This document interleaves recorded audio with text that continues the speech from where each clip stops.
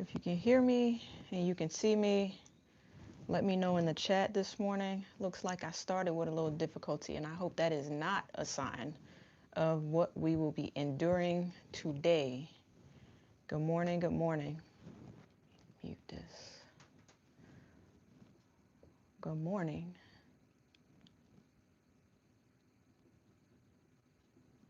What is going on here?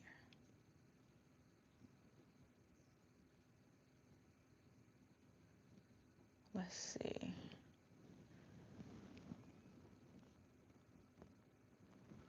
Okay. All right. Good morning. Come on in. Hopefully I resolved the technical issue I had. Actually, I don't want to wear these glasses today. Good morning. Good morning, little country. You got that. I'll be that today. Well, actually, I am a little bit country, so yeah, I'll take it. How are you this morning? How did you sleep last night? I slept great. It was wonderful. Good morning, Nisi, the garden rookie. Good morning, good morning. Give everybody a chance to come on in this morning. Good morning, Ty. How are you? Yeah, these are the glasses that I want. Good morning, good morning. Good morning, brother. He says, here, I see you.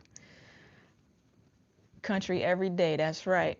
Good morning, Foraging. Foraging, did you happen to check your email last weekend? I sent you an email. If you did, give me a thumbs up. If you didn't, it's okay. If you did and you don't want to participate, that's fine too. Just reply to the email so I can know you slept good, still laying in the bed. That's nice. Yo, I think my brother was up before me this morning, which on a weekend, which is kind of like a record breaker. Because normally he tries to just lay in bed, or maybe he was in the bed, but he was definitely awake before I was awake this morning, which I was shocked. So good job, brother. Good job. How's everybody doing today? How is everybody doing today? I'm going to give everybody a little bit of time to come in this morning. That's right, brother. You are the best. All right, I already put up a poll this morning. Make sure you go in and take the poll this morning.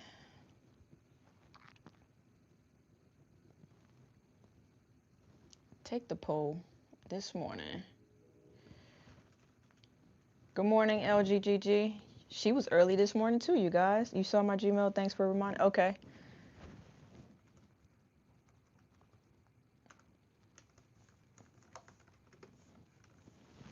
All right. Good morning. Everybody saying good morning? Perfect, perfect. We're going to get started in just a second. Just let me give everybody, you're the queen of front yard gardening. I see everybody has the front yard. And y'all know I have like a little thing about why I don't do it. But now we're going to today talk about, am I going to change my mind if I feel like I can get away with it? Good morning, Donzel. Good morning, Gwen. How are you? Good morning, good morning, good morning. Everybody's speaking and saying good morning. So we can get started today. I'll tell you what my talking points, and I do have some show and tell today. I like the show and tell because I'm a visual learner as well as some other things. So I just like to see. I like to see a few things. Good morning, LGG. I think I got everybody. Ty, Shelly, Foraging, Donzel. Right. So I'm going to briefly talk about HOAs and their rules and how you can kind of sneak around, a little workaround for it, right? So we're going to talk about that a little bit this morning. I did set the goal this morning, so if anybody feels inclined, feel free. Go in and take the poll while you're at it. I wish I could vote on my own poll. I haven't figured out how to do that yet. I have no choice because your patio is in the front. 2 small critters in your backyard. Your space is small. I get it. Good morning, Timothy Dawsey. Good morning, good morning, good morning. So we're going to get started in a few minutes. Yeah, you know who else had an issue with HOAs? You guys, Unique's Garden, she had an issue with HOAs, and they actually made her take her garden down, like her trellises and stuff like that. I think she did a video on it. So yeah, HOAs can be a little bit difficult to work with. So everybody got their coffee this morning. You do front yard, and so I walk in your New York location. Your New Jersey location is a bit tricky, but you are, I think, resilient is what you meant. Log in under another account and vote. I don't feel like, well, maybe I will. Maybe I will. Actually, I can. That's, see, I knew we was cool for a reason. I'm gonna log in under another account and vote, and I might be the only one that feels this way. 9 degrees there. I don't know how cold it is here. All right, let me see. Let me see if I can vote in my own poll. See if I can pull it up. Go all the way down. Why can't I see the poll on my phone? Okay. Perfect.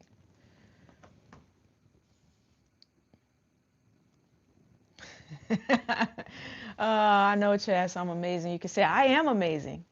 I did say it. It's not here. Yeah.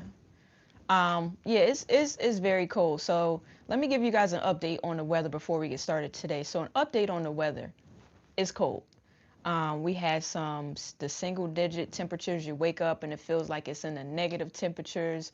It's 5 a.m. there. Well, good morning to you, Midnight Demon. It is 8 something here. So when you walk out on the snow, it's frozen solid, like just a straight sheet of ice, like an ice skating rink. And it's still cold. You wake up and it's in the negatives. So, hey, ads. So you finally got one, Shelly. Look at you. Don't you feel special? I don't know why my glasses look like I have. Does it always look like I have a glare when I have these glasses on? I never really noticed it till this morning.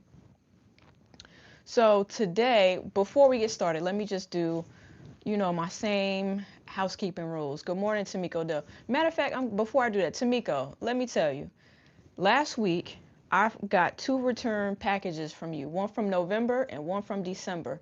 I think I might have the other address in my email. I got to find it. But those 2 things that I sent November and December ended up coming back. So that is that. Also, today, at some point today, make sure that in your YouTube channel, you have your memberships turned on to where if I gift memberships, you can actually receive the gifts. A lot of you guys are in here, and the reason why you haven't received the gifted memberships is because you don't have them turned on. Okay? So, all right. Number 1, if you're coming in and you're here for the first time, please do come in and hit that like button, and please do subscribe if you like what you hear. Number 2, let's be respectful of everybody in the chat. If you have questions, please do feel free to ask the questions. I am a pretty interactive person. I do read the chat both on my computer and on my phone. On the computer, I have it to where I can see the live chat. Okay? So please do turn on your things for that. Okay? Let's keep it clean, respectful. PG-13. What's the other one? I had another one. Make sure you go in and you take the poll. And I feel like there's another one and I can't remember. The goal is up, so if you feel so inclined to support me financially, what does turning on membership mean? Do you mean turn on subscriptions? No. So there's a difference. So I'll explain it to you. Within your settings, if you don't turn on that you can accept memberships, it'll skip you when I gift out memberships. You don't have to worry, Shelly, because you're already a member. Good morning, the Nichols. Good morning, Larry. I think I spoke to Gwen already. So, hey, Okie Zedon, how are you? So make sure if you don't have that function turned on, you turn it on. So again, make sure if you're coming in for the first time or you're a returner, don't forget to hit the like button. The goal is up. If you feel so inclined, you like what you hear, please do send over a super chat, super sticker. I like them all. We'll celebrate a little bit. And if you don't have your memberships on, turn them on. And remember to be respectful and kind to everybody in the chat and kind to me. Let's not say anything crazy here. So, yeah. Okay, I'm feeling great this morning. I got a good night's sleep and I feel pretty darn good. Pretty darn good. So today we're going to kind of talk about edimental planting. And edimental planting is Oh, you didn't know that, but you'll still check yours for other, yeah, yeah. So if you don't have them turned on, you can't get the gifted memberships. So edimental landscaping, right? And all it is planting. It's a mashup between edible and ornamental. So you want things to be edible as well as look pretty, essentially. So I thought about it several times. You guys know that I only plant flowers in my front. So let me just end this poll real quick. Okay, more of you voted. So 15 votes. And it's basically, would you feel comfortable growing vegetables in your front yard for neighbors to see? 62 62% of you said absolutely. 19% says only if it looks pretty, and then 19% says no, I'm keeping it in the back. So far, I'm one of those, no, I'm keeping it in the back, but for a specific reason, right? So when I first started gardening, I had like a tomato in the front. Not only did the squirrels wreak havoc on me, but we just figured it's, prettier and all those things if we plant in the backyard. So for the past, however many years, I've only been planting vegetables in the back, flowers in the front. So some of you have asked me in various live streams, why not plant it in the front? And I said, because they're vegetables. You would even sneak over and grow some in your neighbor's yard. I don't think my neighbors would mind, actually. You're getting in the front and the rear, gardening everywhere. That's right. I don't even know how to say your name because I can't see it, but good morning. Welcome to the channel. I think you're new here, so everyone say good morning. Yeah, that's a mouthful to say. So, I don't know what's going on with my throat this morning. So, so sometimes if you have it and it's in the front, people, if it's pretty, people don't even realize they're like edible plants or edible flowers. Good morning, Rose. You've had a lot of people stop and converse with us because of your front garden. That's nice. So sometimes when I go to the dentist, there's a house as I'm driving to the dentist, and they have a whole vegetable garden in the front, and I admire them. So I think I would do that, right? And I think people stop by. I think people chat with them. But I also think theirs is kind of like a community garden, but I'm not sure. So next time I go to the dentist and I see them out there, I think I'm going to stop and say hello. Good morning, Cece. Good morning. Good morning. Okay, so we kind of talked about edible landscaping. Why not plant both gorgeous flowers and delicious stuff in the front, right? Good morning, Miss JK. Why don't you have ads? Fortune, I don't know. YouTube is just weird. Sometimes it does, sometimes it doesn't. So, but that's what it is. Yeah, it is a mouthful. So I think I'm gonna call you, I don't know how, is there something if there's something that you would like for me to call you today so that I don't fumble over your name, type it in the chat and let me know, okay? So some of you live in places where you have the homeowners association. Good morning, Chanel. How are you? How you feeling this morning? And the rules for HOAs, and that people, first of all, they judge you, right? Hype, yeah, that's what we'll call her, hype. There you go. Thank you, Ty. Oh, we accidentally grow food in our front yard every year. Accidentally? Hypatia.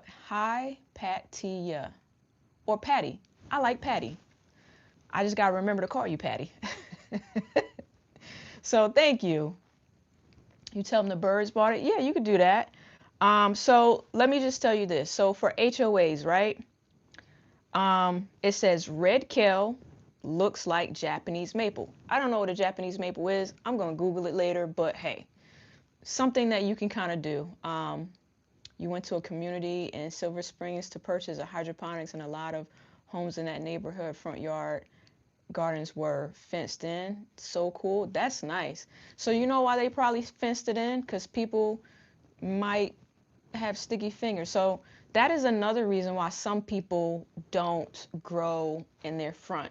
Depending on where you live, You could have people that walk by and come pick your vegetables right out your front yard. Now, I would hate for someone to do that over here. I would really, I'm not going to tell you why, but I would hate for someone to do that over here. Rose said last year you had two sunflowers and a zucchini. I wouldn't put a zucchini in the front of my yard, but I'm pretty sure the way zucchinis branch out, I'm pretty sure it was beautiful. You've had people roll up and steal sunflowers, like the whole plant? Wow. There's, I don't even know what to say about that. You also have a peach tree in the front. Rose, do you have issues with people coming to pick your peaches off your peach tree? Okay. What else? In fact, studies show that thoughtfully designed edible landscape can increase your property value by 15 to 28%. So I don't know about anybody else, but I'm a numbers person, and that 15 to 28% increase in my property value, I 100% would like that. Okay, depending on how it looks. Okay. You grow in your front yard, you have a fence around your garden, but your neighbor has camera facing your garden. That's good. And Rose said you have no camera. So you don't, Rose, you don't know if anybody is picking out of your garden or not. So for those of you that has HOA, start by checking your HOA rules, right? Most prohibit vegetable gardens, but don't define what it means. So a mixed border with stunning foliage happens if your landing or your borders happen to include edible food, or it's like a pollinator frame garden or ornamental garden. I didn't know what they meant, so I printed a picture. Let me show you.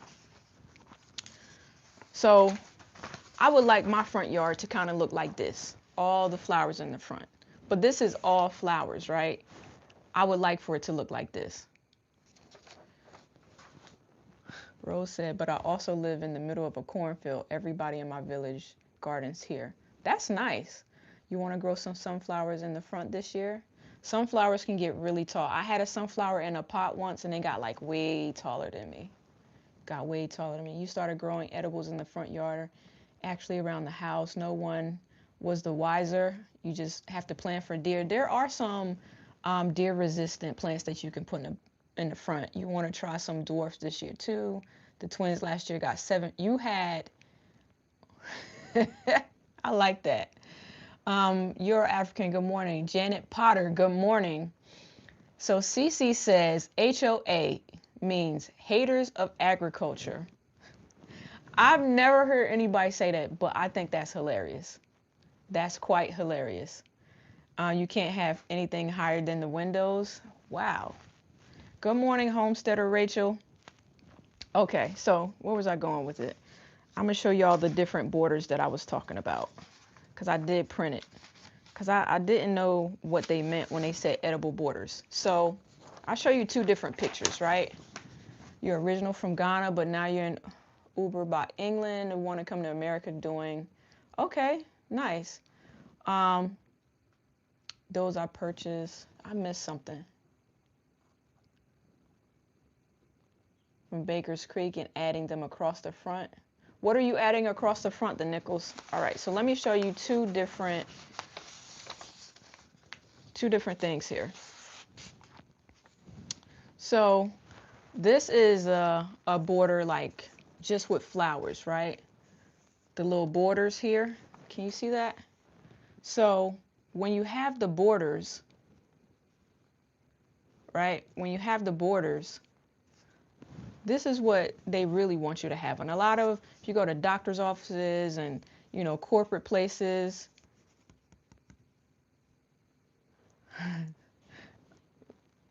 this is what they have in the front. So ignore the middle of this, right?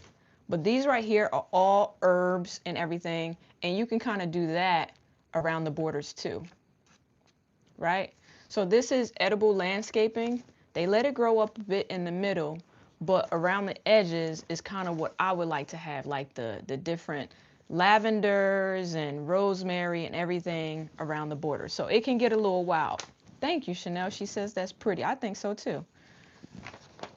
So there's the traditional boxwood, which is all the flowers. Prettiful. Thank you, Patty. She said it's prettiful. And then there's in the middle, this one, that is the herb border. And then in the middle, it looks like they have like chives and all types of things in the middle. Okay. So Fortune says, I'm herbing up this year with your hydroponics. My herbs are kind of growing with my hydroponics. Maybe I'll show you a little later. I got something going on with one of my basil plants, and I don't quite understand what it is. And then I had a issue with my cucumber plant, but then someone else gave me a little tip of what to do with that too.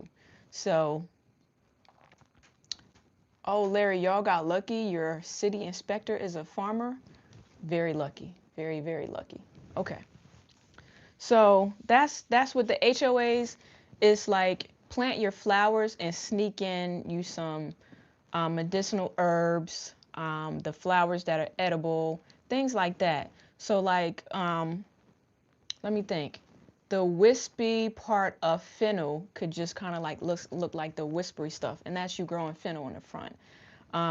Coleus, I recently learned, and I didn't bring up the research on it, but Coleus, which is a beautiful plant, can also be used for medicinal values as well. So really it's about looking up the plants and all those things and figuring out what you can use best in your garden, right? So y'all know I'm a numbers person. Again, numbers person here. So let's talk dual purpose benefits. So we already talked about how they could increase the value of your home, right? So number 2 is dual benefits. So the average American family, everybody's family is different, but on average spends about $250 to $300 a month in groceries. It could be more or less for you. For me, it's a little bit more, right? And then you spend an additional $50 to $100 on landscaping maintenance, like people who cut your lawns and all that other stuff. So you have that. And the people who trim your bushes, you're spending 50 to $100 a month on that. So that adds up, right?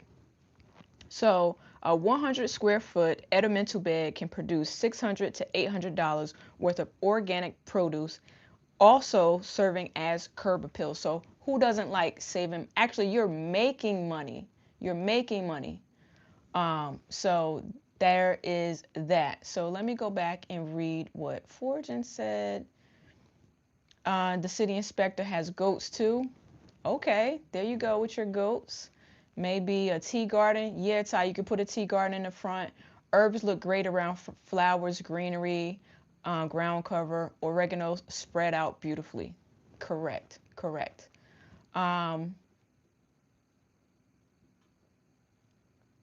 Okay. Yeah, it's a good idea to make a tea garden.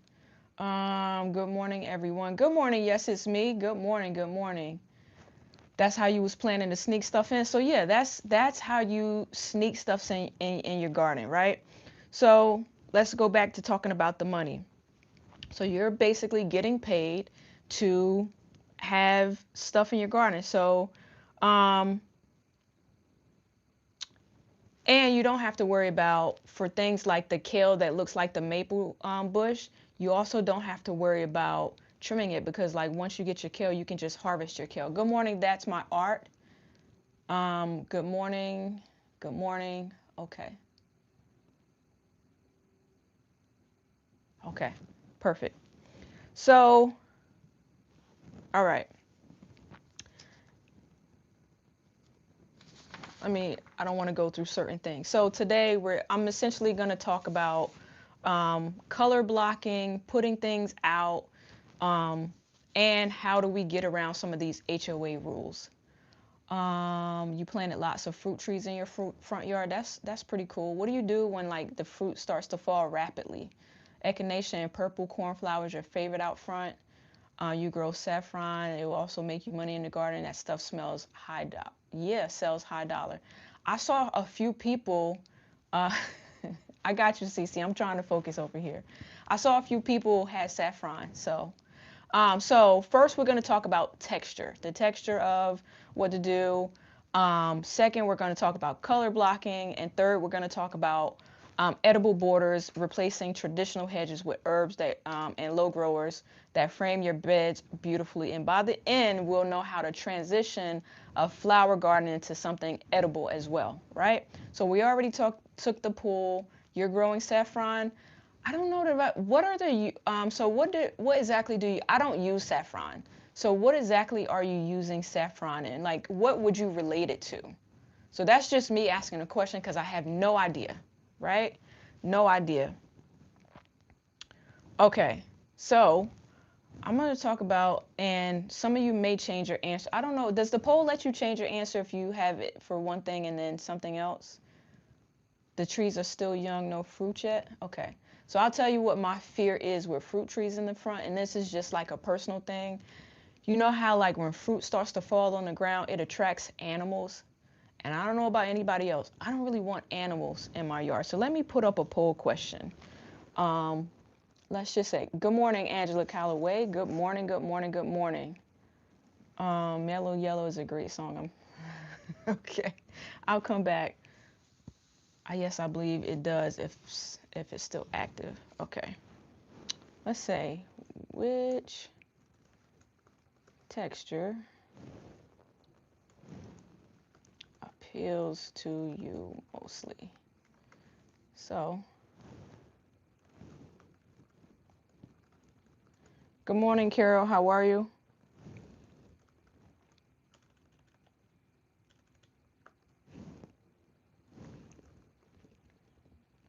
Let's see. You're going to make saffron seasoning? I bet it's going to be delicious.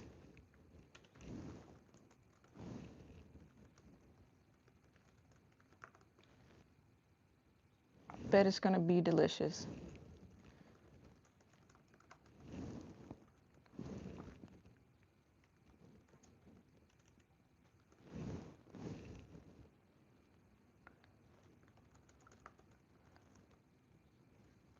Okay, so I'm going to start this poll.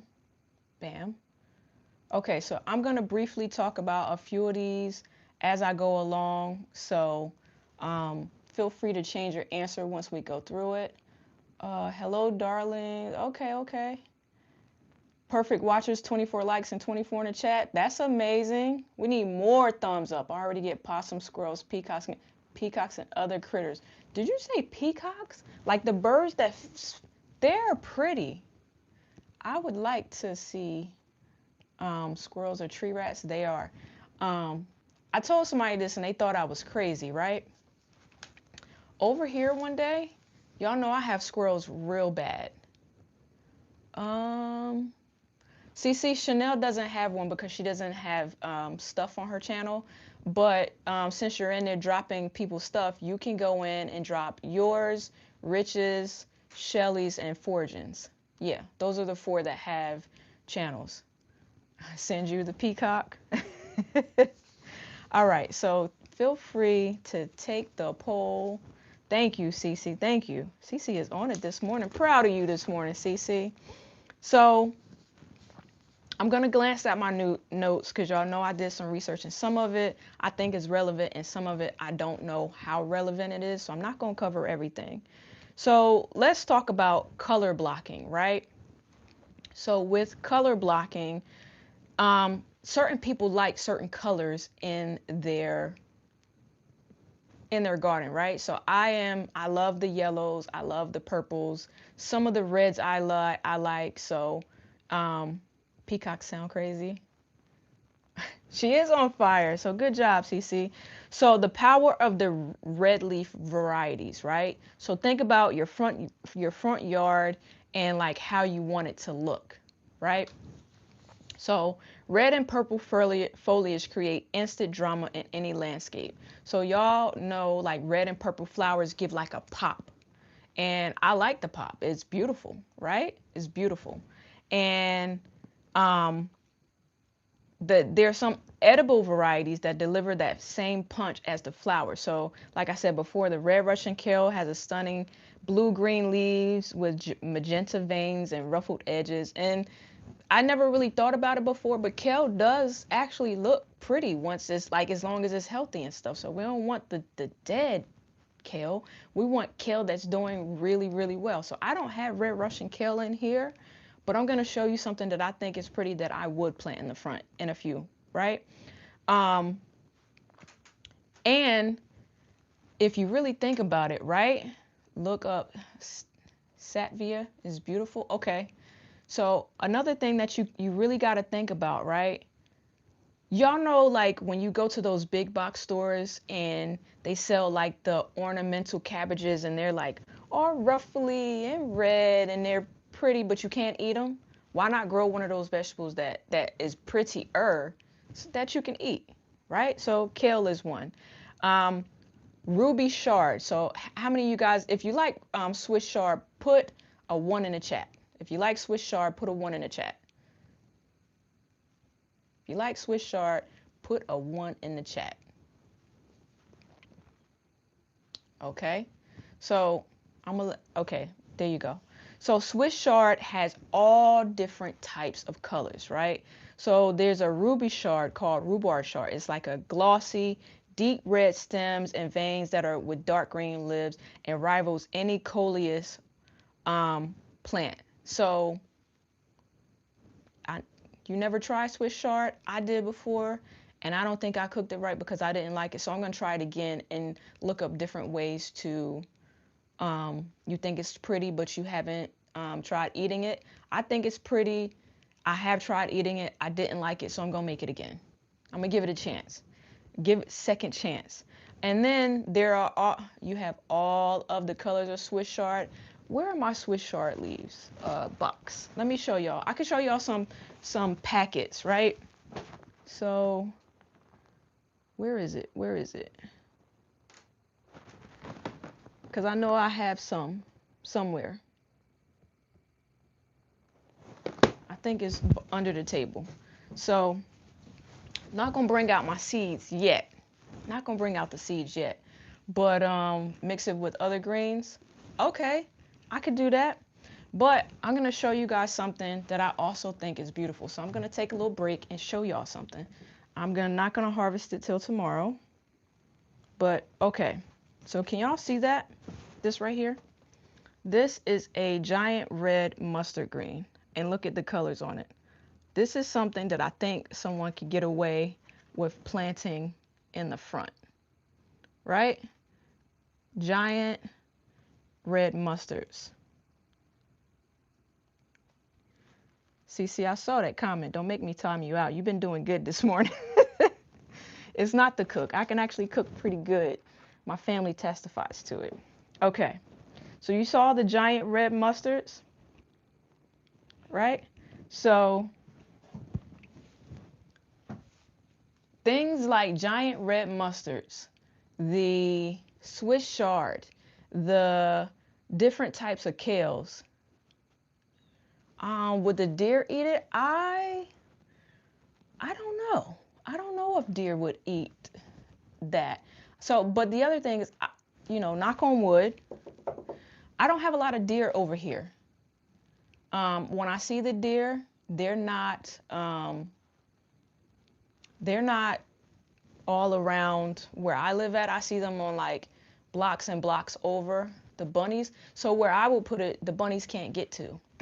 In my front, I have a long, it's almost like a planter and a cement, and it's to like my waist area.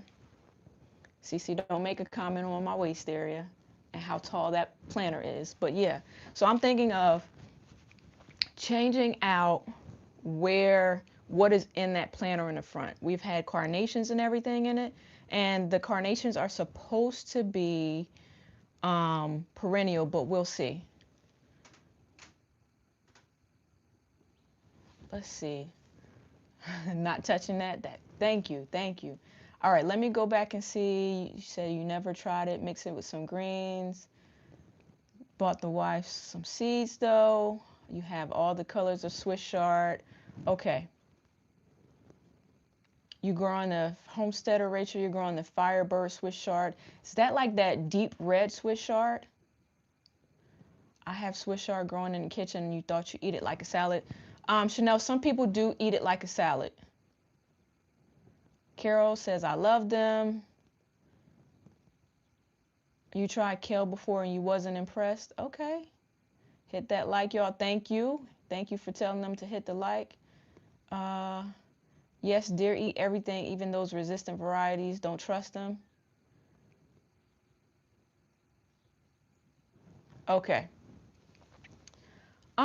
Like I said, you stir fry your Swiss chard. You have Swiss chard with bacon and balsamic vinegar. That sounds good, Carol. It's a deep purple. Okay, okay. So, purple basil. Y'all know that I grow purple basil. It's also something that is beautiful, right? So I had a small issue harvesting my purple basil because number one, I was too busy smelling it to death. Yes, I said smell to death. And number two, it's so pretty that I had an issue harvesting it. But when I did, I was happy about it. Um, and purple basil smells good. So I love eating, um, I also love eating things that smell good, or like when you're in the front and you're passing to get to your front door, all the flowers and stuff that smell good. I also like that when I'm coming to the door, everything smells great, right? Um, and then, all right, so you got to create focal points. Uh, okay, so creating focal point. A focal point is where your eye lands first when viewing a garden bed. So when you view a garden bed, when you first look at your garden, is there something in your garden that when you come in that you look at immediately? Something that you just look at? Um, no problem, Shelly. I still have my uh, laptop here too. So when you go to your garden, is there any plant in particular that's your focal plant? That's a flower or any type of edible plant that is just pretty? You said when you massage your kale, it makes it less bitter. I never heard of that. When you say massage, you mean like pretty much just like rub it? I'm gonna Google that because I never heard that before. With lemon, olive oil. Okay. So what plant in your garden, whether it be front or back, when you go out, is the first thing you look at? That's eye-catching. What plant? Somebody tell me.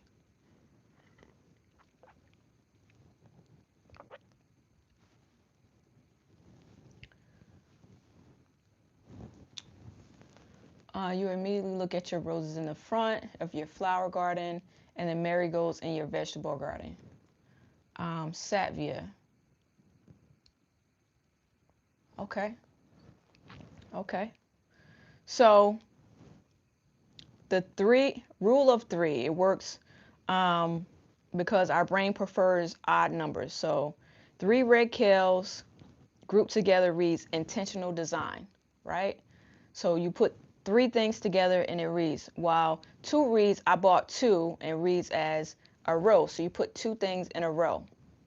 And so you would place your red leaf edibles in key locations. So one group is you flank it near your front door, right? Hydrangeas and hibiscus. Okay, we have hydrangeas by our front door, not hibiscus. My burgundy okra and watermelon. Okay. I actually bought some burgundy okra this year. I'm going to grow it. And then also, height variation matters. A single 2-foot tall red kale surrounded by low herbs create a pyramid that draws the eye upward. So, like, did you ever think about how you plant your plants, what your eye catches when you look at it? Our landlord called it hibiscus. Okay. You've had burgundy okra for a year, your front yard, purple angel trumpets, and a backyard banana plants. Okay. I think I saw those trumpet flowers before. They're really pretty. My house shades the north, y'all. What can I put there? I am not the expert on what to plant in the north versus the south. Maybe CC Forging, can y'all maybe give some insight on what can be planted in the shade, because Ty's house is shading that portion of her yard. If you can, let me know. If not, I'll write it, and then what I'll do. Hey, Unique, it's kind of early for you. Anything that loves shade, try Beltrix and Bleeding Hearts. Your sugar cane was in the beginning. I liked your sugar cane. Hey, Unique, try lettuces. That's okay. Try lettuces. So, the lettuces, right? Y'all know what lettuce is really pretty? That pink rosa lettuce, red sales lettuce. I think Shelly grew a spinach that was like super duper beautiful in her hydroponic system. I would definitely put that in a shaded area, and they like the coolness of it too, right, Rose? Sugar cane. So that's what we did, right? So, but yeah, try to like cluster your different colors. Angel trumpets are gorgeous, but they're poisonous. Poisonous meaning if you ingest them, like if you eat them, you're saying. Not like if you touch them, right? Oh, no problem, Todd. That's what the chat is here for. If I don't know something, I'm going to ask, because like I said, I don't claim to know everything, because I don't. Even gardeners who have been gardeners for years and years don't know everything. My grandmother, at her good old age of 80 something, will still ask me a question, and I'll have to look it up for her. Herbs do well in the shade too. You're living with the pecan tree, so you're the queen of shade gardening. Yes, the flower is poisonous. But when you say poisonous, you mean like poisonous to eat or poisonous to touch? You know what? Let me Google it real quick. You said trumpet flower.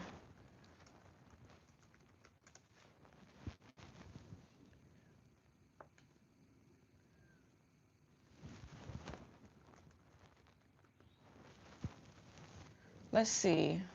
The flowers. Oh, if ingested. Okay. Yeah. Don't. Okay, I get it. There's another flower or plant that shouldn't be ingested that we spoke about on this stream, and I think it's comfrey. Don't eat comfrey. Okay. Don't even put it in C. You got some lemongrass. You wonder if you can propagate it. I don't know. Cece, don't you have lemongrass? I think you do. They can cause a rash on your skin. I'm glad y'all said that. I won't be playing that. But based on the pictures, they do look pretty. But I don't want anything that's gonna break my skin out. No, thank you. No, thank you. So let's try the color wheel approach, right? The color wheel approach. So certain colors are complementary of each other. So you have the red greens, the purple yellows, and the orange blues. So I like the orange blues. The blues that I normally plant are like pansies. So now I got to figure out what orange blue edible combination I could do, right? Orange blue. So red kale paired with chartreuse sweet potato vines. Then there's purple basil with yellow marigolds or golden oregano, the red yellows. So there's the ruby shard with the orange nasturtiums, or next to the yellow pear tomatoes, right? And then there's the pink magenta zinnias with the white what is it? Alyssum. I think that's how you say it. So those are things that are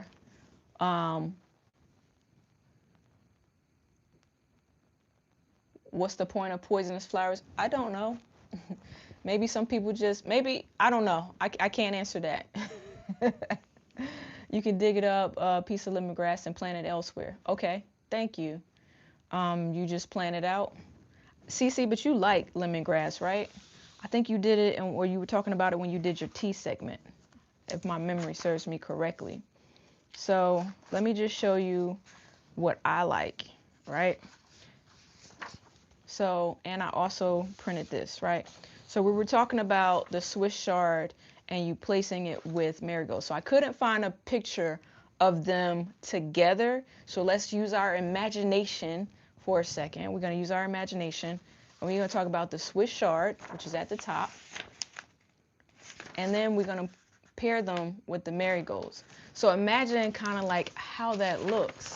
So maybe I'll put Swiss chard with marigolds out front, right? It looks like, or it seems like it could be beautiful enough, right? Swiss chard with the marigolds. I think it could be beautiful. So in a certain section, and I'm going to also put pots in the front, I'm going to try this, putting the Swiss chard with the marigolds, right? And then it also talked about dill and zinnias, or like the wispy of it. So I think foraging marigolds might interfere with some plants. You've heard, yeah, because they spread out. Yeah. So two things that do work well together, and I've seen it on different message boards, and I actually grabbed this picture from a message board. So most of us, if you love zinnias, right? You love zinnias, put a 1 in the chat if you love zinnias. Put a 1 in the chat if you love some zinnias. Patty, you love zinnias? I love zinnias too. All right. So I thought this was pretty, and I didn't know that it was intentional. Let me cover this. What do y'all think that yellow flower is, or the yellow little sprouts coming out of the zinnias are? Right? It's pretty, right? What do y'all think the yellow is? Exactly, dill. So planting dill with zinnias, I think it's a perfect combination, because I looked at the picture and I was like, no way. I mean, it's really pretty. So for those of you that didn't know, yes, it is dill, right? Dill. Dill was in it. Did y'all see the name under the picture? You can be honest if you did. But yeah, dill with zinnias. That's a good color block. Zinnias aren't edible, but the dill is. Yeah, you're all gardeners. Well, some people are gardeners. Not everybody's a gardener. So for me, I didn't know that planting zinnias with dill, marigolds interfere with plants, certain chemicals they have. Some of them, right? Fortune, you're right. Some of them. So yeah, zinnias with dill. I never tried it before. I think I'm going to try it this season, right? Because I wrote myself a note. Yes, I did. I wrote myself a note. And so we also like colorful transitions in the garden. So you know how at the office buildings they have like landscapers that come and transition their landscape. So 1 minute it's these very beautiful. No, I don't think zinnias are edible either. You didn't know what? That's my art. So at the different companies, you'll see them transition the landscape through all the different seasons. So here's the suggestion that it gives. It says, for spring, March through May, red lettuce is cold hardy and grows fast. It pairs with purple pansies, or white, I think is alyssums, for a cool season color, right? So you harvest the lettuce leaves, but it's definitely in there with flowers, right? So for summer, June through August, ruby chard thrives in heat. So not all Swiss chard thrives in heat, but ruby chard apparently does. And then you would combine them with red orange zinnias and some yellow marigolds, right?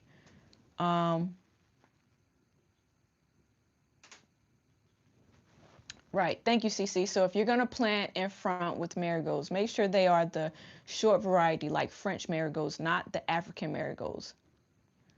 Google says zinnias are edible. Thank you, Unique. Thank you. Thank you. Thank you. I wouldn't eat marigolds, but that's just me. But if you guys want to try eating marigolds, let me know how it is. And no, if you want to try eating zinnias, let me know what you think, so that I can tell everybody else what you think, right?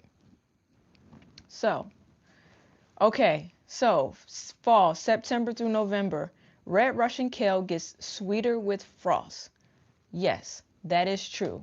It's it's on the tip of my tongue. Why can't I say it? There's a reason why it gets colder with frost. I can't remember, but if it comes to me, I'll think about it. There's something in particular inside of those plants that that makes it sweeter. So fall, September through November, red Russian kale gets sweeter after the frost, making it perfect for the fall color. We talked about it. And you plant it with ornamental stuff. Like you see those ornamental African marigolds reach 3 feet tall, almost chest height. Oh, Cece. I am 5'1", but it's okay. You saw some meme of someone asking if a little mushroom was edible, and the next slide showed them that it was error, and they apologized for not knowing it was positive. Dang.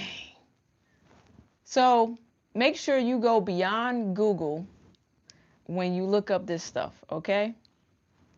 Beyond Google. So winter and mild climates, kale and chard stay colorful all winter in cold zones until it freezes. So basically, kale is a great plant to plant. What is going on with this phone? Maybe it's my glasses. Okay. Let's see.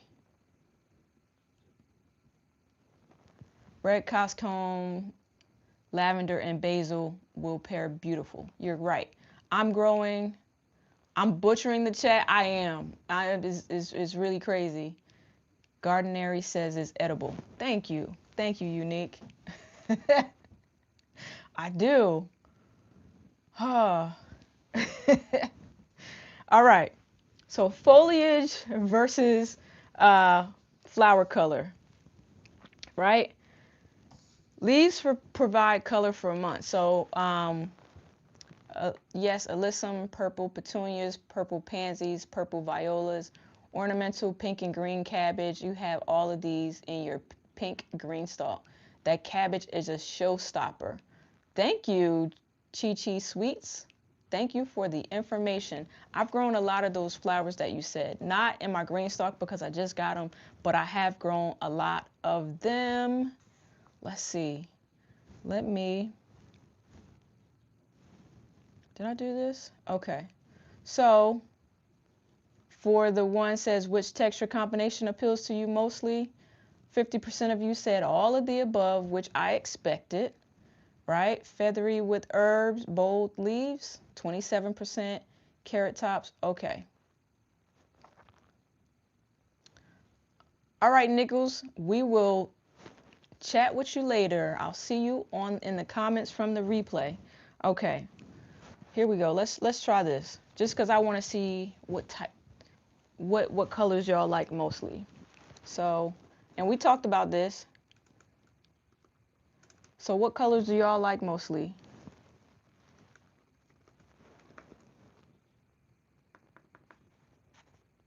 My computer don't want me to be great this morning.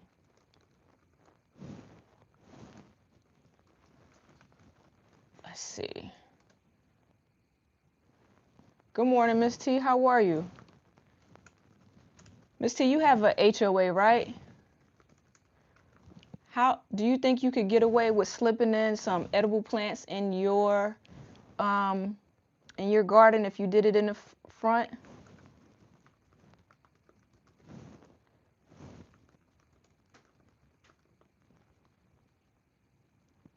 Or is your HOA super, super strict?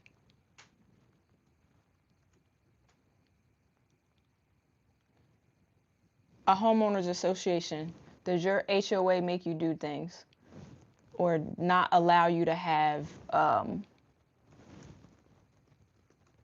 like plants in the front?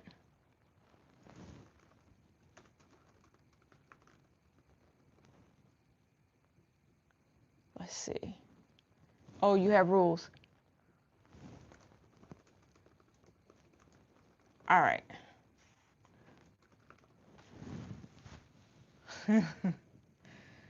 Oh, okay. Thank you, Cece, for dropping in those channels for the moderators. Okay. So, Brother, didn't you drop a video today? I'm going to get to that in a minute. I'm going to repin the message of today and put it with I'm going to pin it for you.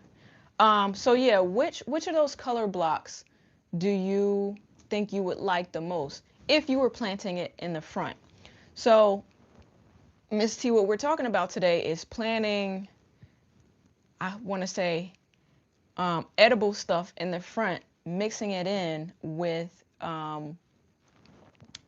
your flowers or whatever else goes in the front, like how you can get away with it. And we've discovered that certain plants can be mixed in and no one would know the wiser, right? No one would know the wiser.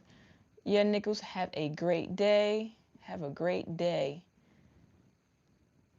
Donzel, I think you might be a little bit behind, and that is okay.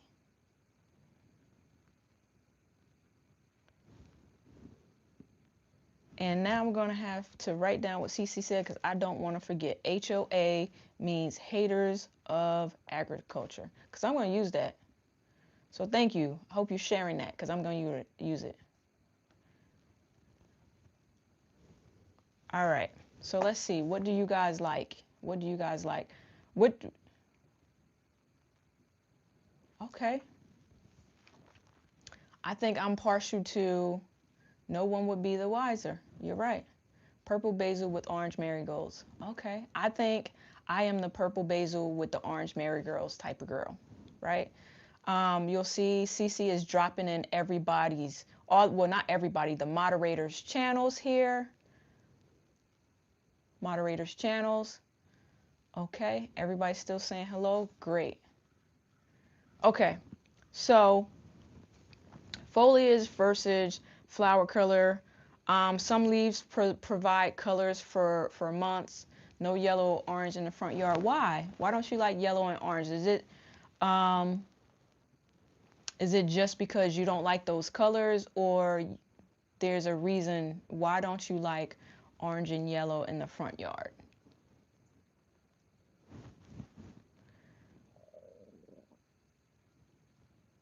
So there are certain things that I would put in my front yard, right?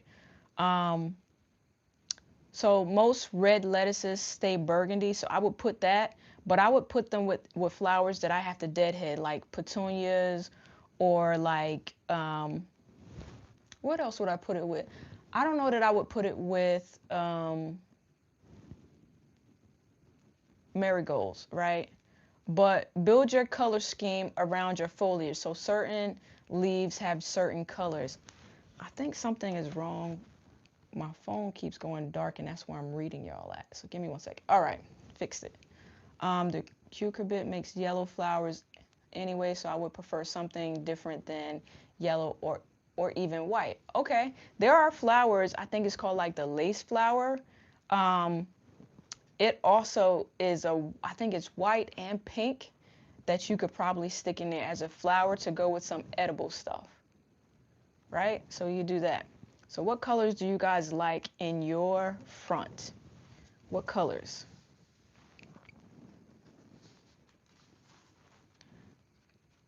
All right, everybody's still taking the poll. Just seeing where we are with the little agenda today. So how many of you guys, I don't know about you, but I have hostas in my front. Do you guys have hostas in your front? You watching on TV? Thank you, Tag. Good morning. How are you? So I have hostas in my front. And I'm trying to figure out what herb or edible arrangement I can pair with my hostas in front. We had them here over 10 years, and sometimes they put out like a shoot with a purple flower that comes out, so we like those too. We have them sometime, well, because the seeds keep dropping, they are paired with 4 o'clocks, which only bloom later into the summer, going into the fall. They get very big. If you check out my channel, you'll see maybe a post of a picture of them. Shard is in the front. Okay. So what did Chanel say? Pink, red, orange, yellow, greens, anything that pretty to look. Yeah, because I feel like, so my hostas actually do get like the little white around them.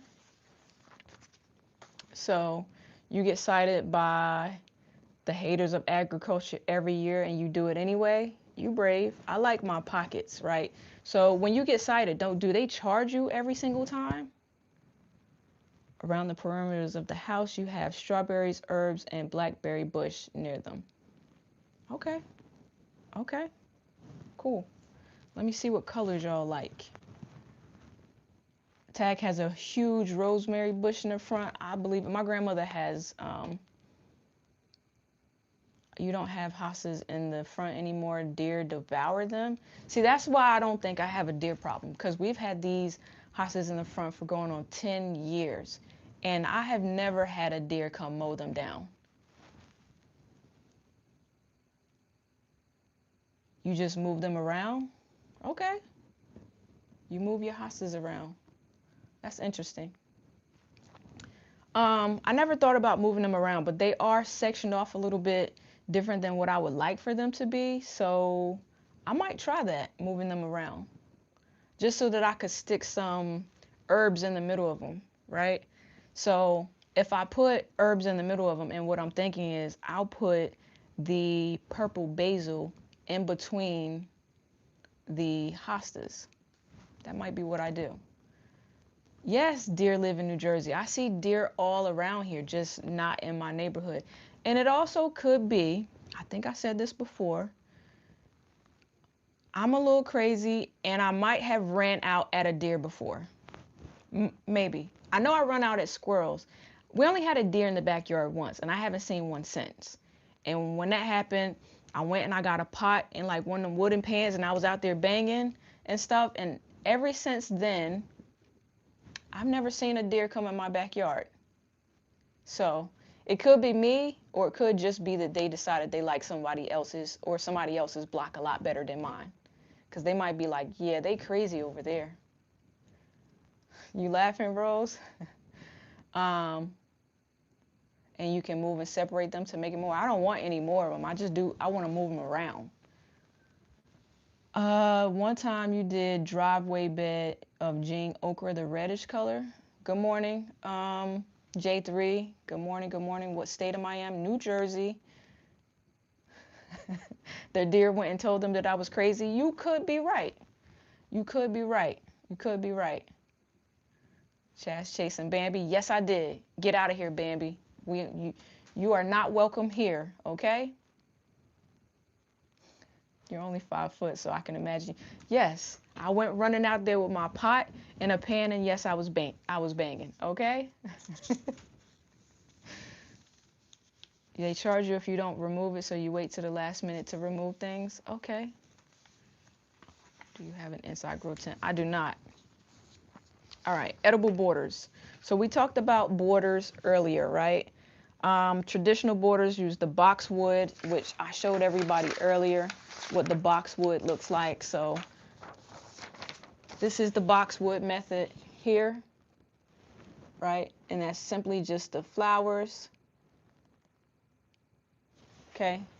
And so the boxwood pretty much uses holly, lily-root plants that provide a green edge but nothing else, and then they need trimming 2 to 4 times a season, annual mulching, bushes, the flowers around it. So that is the boxwood. Oh, J3 is here. The fun begins. J3 not gonna have any fun here. So we can adopt the edible concept. So that's chives grow in a dense 6 to 8 inch clumps. So there's chives, and then there's thyme spread into a tight border. Weeds better than mulch, and then parsley forms lush 8 to 12 inch mounds of frilly foliage that looks more interesting than plain green edges. And then the bonus of that is when you trim it, you can pretty much harvest it and use it for indoor ingredients. So this is pretty much what this was. Okay.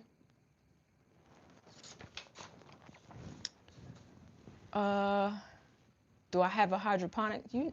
Got to get ahead of the season with a grow tent. So the way I get ahead of the season is, The way I get ahead of the season is right now hydroponics or different things that I grow in the stop it. I have fun with short and tall people. I bet you do, Jigs. But remember, and everybody in the chat should remember this, I will time you out if you get a little crazy. Today has been pretty cool though, even with your little short jokes.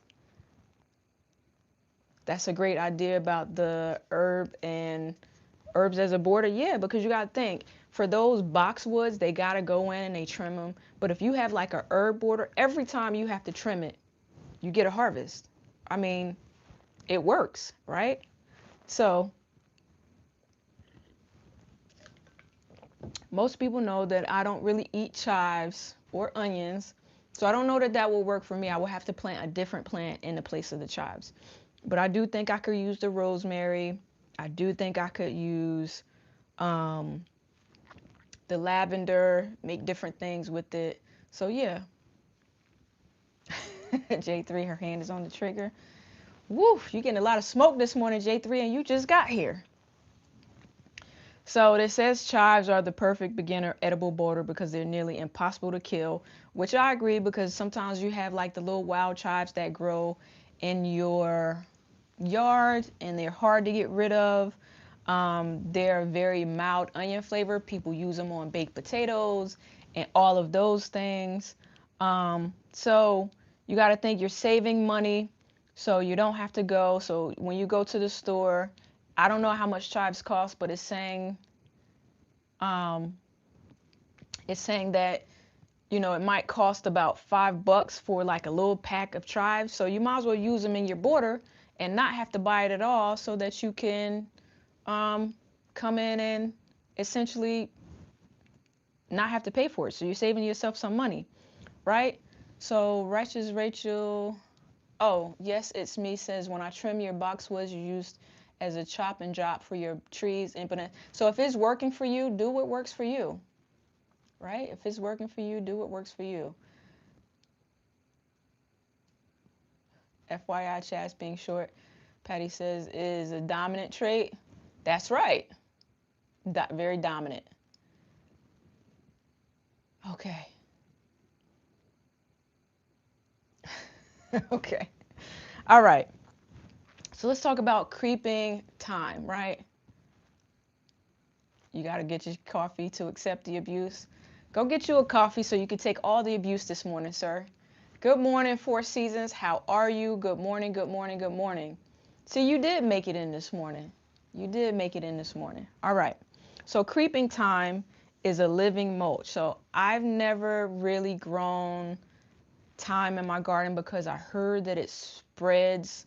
But for those of you that do, it's a Mediterranean herb that loves conditions weeds hate, like dry, sunny, and poor soil. So if you have an area in the front that's going to be beat up by the sun, put some thyme there. And you can also use it in the edible border, and you can come in and, like I said, every time you have to trim it back, that's a harvest. So you can't beat that, right? It's a harvest. So that's what it is, the creeping thyme. So once established, thyme chokes out weeds because it forms such a tight carpet. So I don't know about you guys, but sometimes weeding can get a little bit tedious and it'll choke out weeds. All right. So we've been on for about an hour, and I know that I spoke briefly about turning on your memberships. So let's do this. So you should always know that there is a reason why I mentioned something in the beginning. So let's see who got the memberships today. Southern Fried Land, congratulations. Derek Stallings, congratulations. Bougie Pepper, Sifting Some Soy, which is Mona, and Sarah Conger.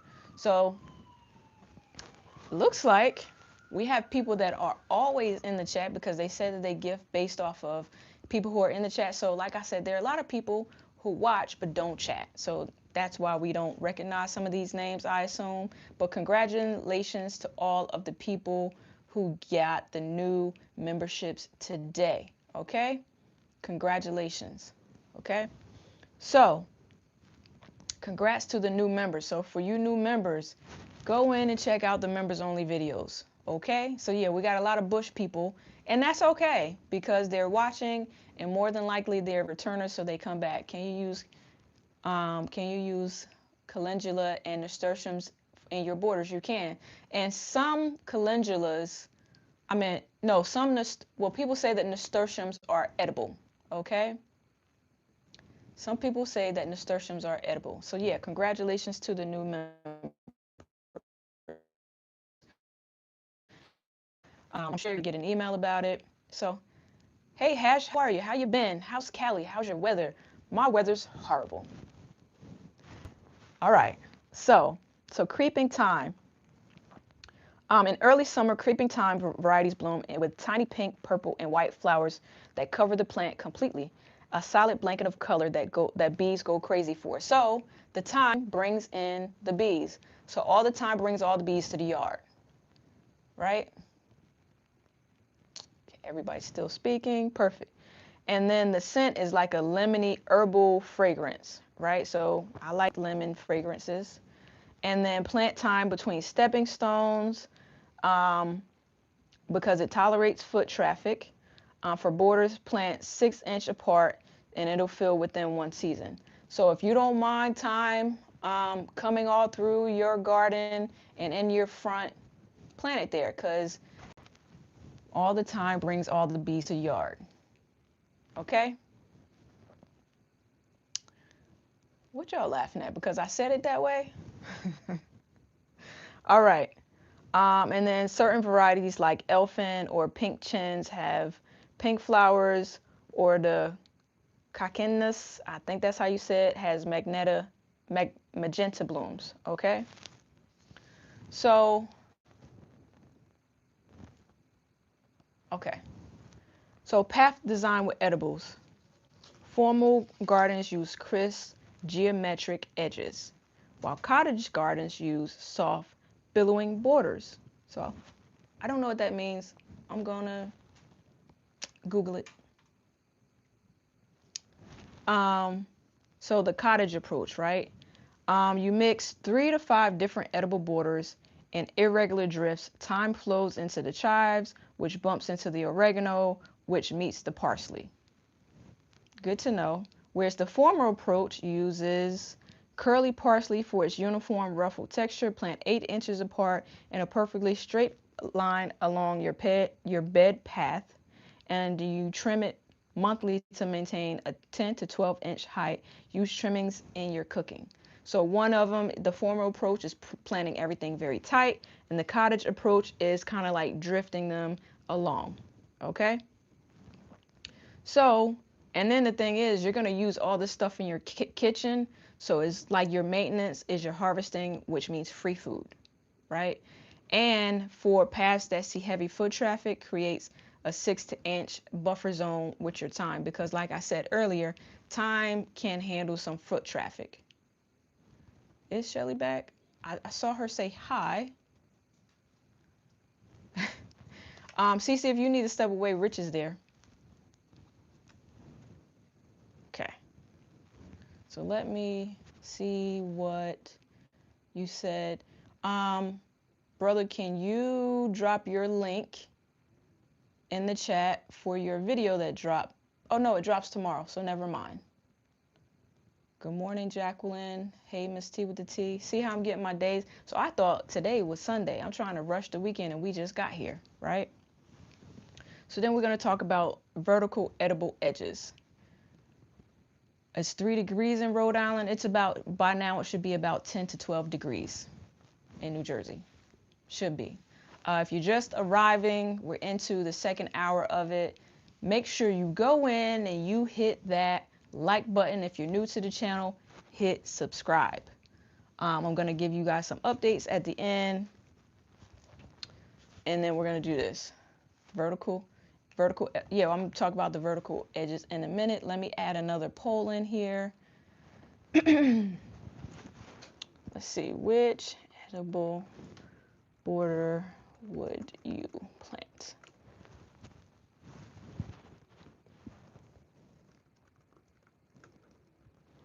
Just give me a minute.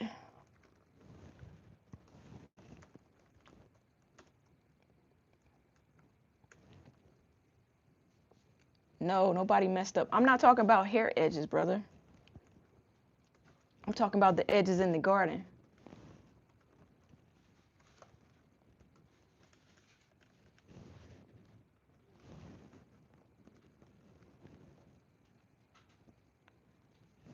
Uh,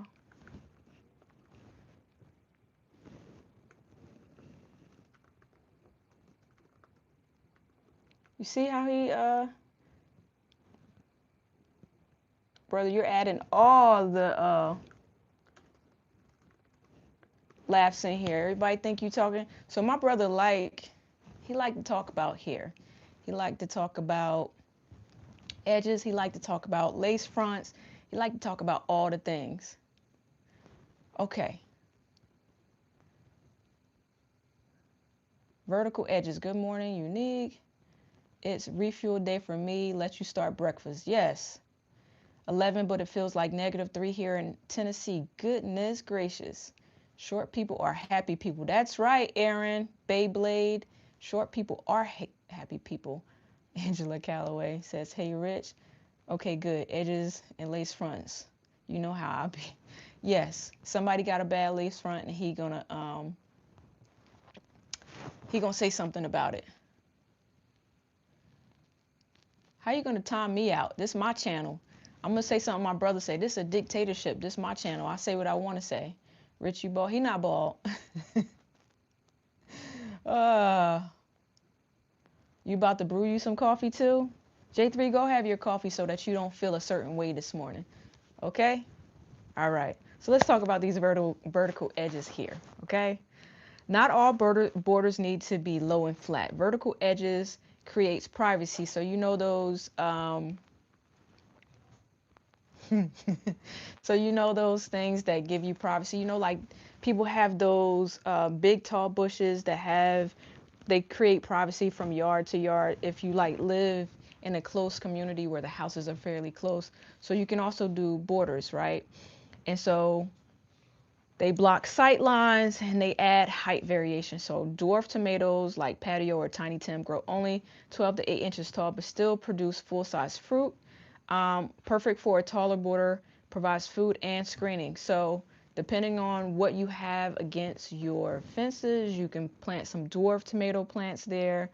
Compact pepper variety like lunchbox peppers, Mohawk jalapenos create 18 to 24-inch bushes with colorful fruit that doubles as ornamental. So they're red, yellow, and orange peppers like Christmas lights against the foliage. And then determinate bush beans grow 18 to 24 inches without climbing, creating a temporary summer hedge. Plant them in late May, harvesting the beans in July. And then you replace it with fall crops. So the advantage of vertical edible borders is that layering. Plant low thyme in the front, medium parsley mid-level, taller peppers in the back for a 3-tier effect. So remember earlier we were talking about how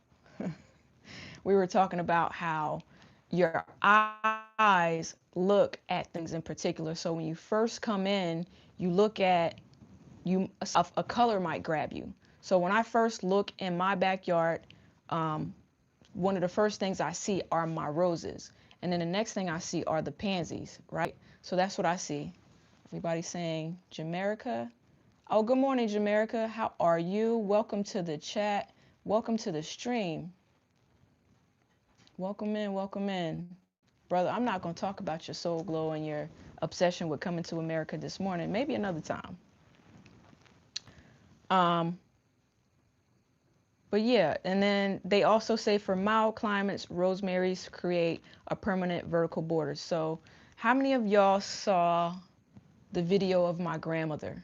And in her garden, her rosemary bush grew out very, very wide, right?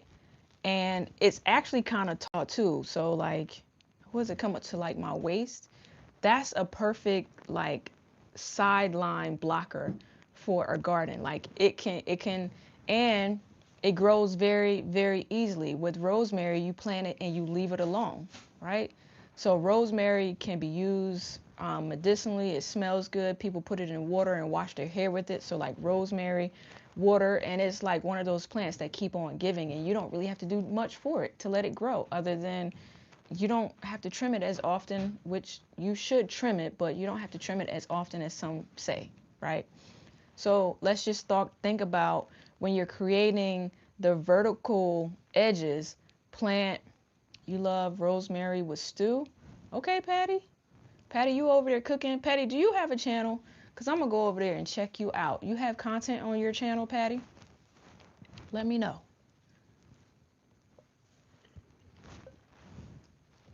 Let me know. Let's see. Did y'all take the Granny's rosemary? Is absolutely, yeah, she's been harvesting it, and she says she's going to use it in different things. I gave her a recipe that I got from my Renaissance grandma, and it's a recipe of like rosemary oil that she can rub her knees with. You harvested a lot of rosemary a couple days ago. I like that rosemary is something that you don't have to do a lot for it to grow. Gina versus Gina. Oh, nice, Patty. Thank you. Thank you. She sent you over. I'm going to have to tell her thank you. A lot of people like the chive. Parsley, not so much. Okay. I get it. I get it.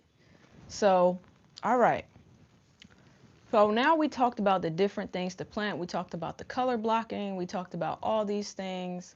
Let's try to put it all together. We're going to do some Q&As and then talk a little bit about what we got going on in the channel. Did I take a cutting? I did not. But I might. So she's thinking about moving the rosemary for when she starts her spring, putting some in pots and moving it all around. Rosemary and olive oil, great for hair growth. Interesting. Rosemary and sage were your first successful plants. Okay. So is sage one of those plants that you don't have to do too much to either? Because I don't really grow sage either. What do you use sage in other than using it in like meats? So here's my issue with growing certain things. I don't grow them if I don't eat them a lot, for the most part. You're infusing some with walnut oil? Okay, interesting. Let's see. I don't think, is Gina in here? I don't think she's in here, but we'll see. Sarah, how are you? Good morning. She says, good morning, sunshine. Good morning. Ashley's Urban Garden, good morning. How you doing, Miss Cheryl? Can't speak individually. That is A-okay. Seasoning, smoke bowls. What's a smoke bowl? So I know people use sage as the, what they call it, to purify your house. When you burn it, you burn sage to get rid of the negative energy and all this other stuff. Smash that like button. Yes, smash the like button, everybody. Smudge sticks for the festivals. Smudge sticks. Okay. So I'll tell y'all why I don't do smudge sticks in the house. That's white sage. White sage is what you use in the smudge sticks. Okay. Interesting. So let me see what you guys prefer to grow. Mix all three. All right, let me end this poll. Perfect. Can't you put sage in a hamburger and make it taste like sausage? I don't know. I have no idea. But apparently some people do. Everybody's taste buds are different, right? All right. So let's talk about simmer pot. You just bought white sage seeds for the same reason. They're also insect repellents. Now you talking my language when you plant them in the garden. I will definitely be doing that. Yes, you could put sage in meat. Sage is a seasoning. Yeah, I know it's a seasoning, but I just want to know what all you use it in. Like what do you season with what are you putting your sage on as for seasoning? Did I say that right? I don't know. Step 3, design process. So here's the formula for transforming your bed. So full transparency, I'm going to try a little bit of this. Y'all know that I don't plant edible stuff in the front. I made an agreement, but I'm going to sneak some stuff in there to see if anybody notices. Right? I'm going to sneak some stuff in there. Does sage work for mosquitoes? I don't know. You make sage tea. You don't know how you saw. If you saw us, a couple said that. Oh, okay, sage tea. A couple of us said that. I did not know. I didn't see it though, Shelly. Thank you. Chat, certain meat needs certain herbs to remove the meat scent, cloves, spice balls, sage, rosemary, oregano, etc. Okay. Yeah, I use the oregano. I've never used clove spice balls in meat before. I definitely use rosemary and oregano, and I really have only used sage when making like turkeys or like dressing or stuff like that. So thank you for that info, LGGG. Okay, so focal point. Choose your focal point. Pick one, red or purple leaf, edible as your start, right? So you pick one. And for that 4x8 bed, there's like 3 kale plants in a triangle. So if you guys have ever seen me work in a garden, I like to strategize where the plants are. So it's saying for a 4x8, plant the red kale in a triangle, right? So it adds to, and then the step 2 is add texture variety around your focal point. So like some feathery elements like your asparagus or your carrot tops or your dill, right? Whatever catches the eye. Oh, that's interesting. Tag, I'm gonna have to go check out some more of your videos. You said your whole front yard is edible. I admire you for that. Some people burn sage to ward off evil spirits, negative spirits.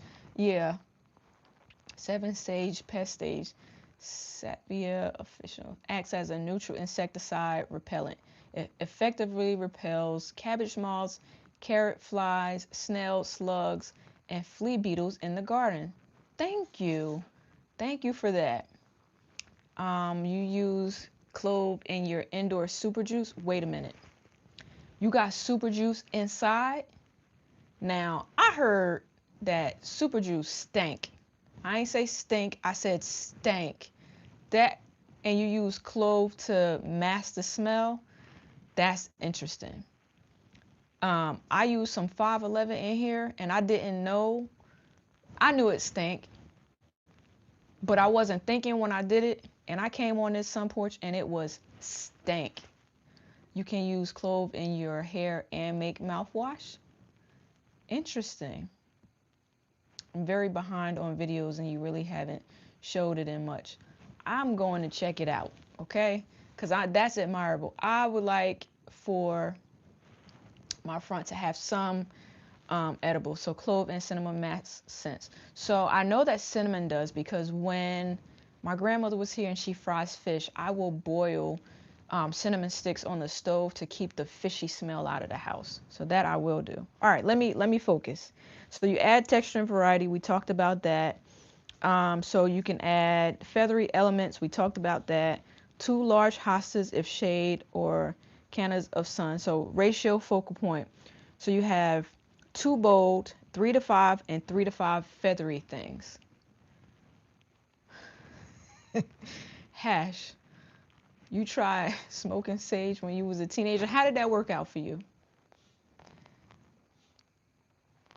CC, I know what you mean, because if your bedroom smelled anything like my sun porch, I felt for you when you told me that immediately.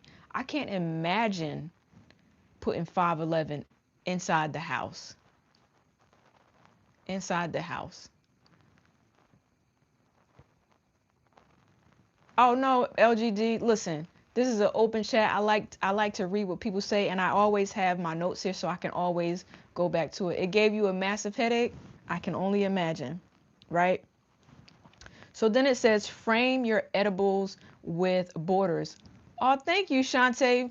Oh, you know what? I don't know if y'all realize I still have this. Oh, did my battery die? Oh, my battery died. I left it on. That means that my daughter was out. Oh, here we go.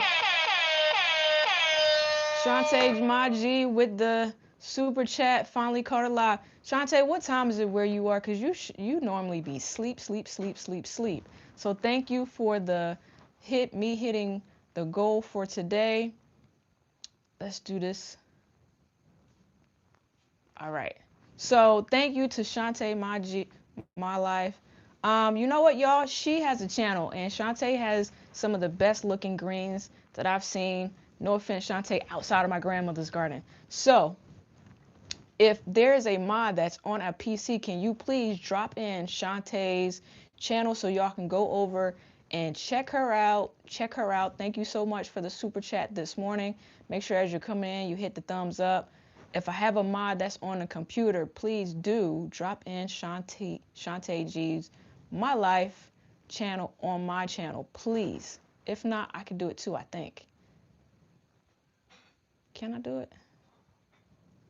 Go to channel. I think I have it.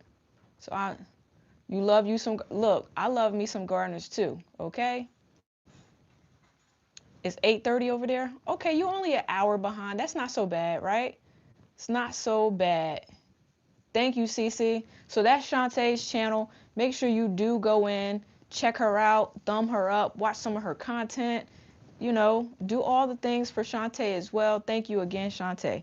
So let me get back to talking about putting it all together. How do we get these edible landscapes for our front yards, right? For our front yards.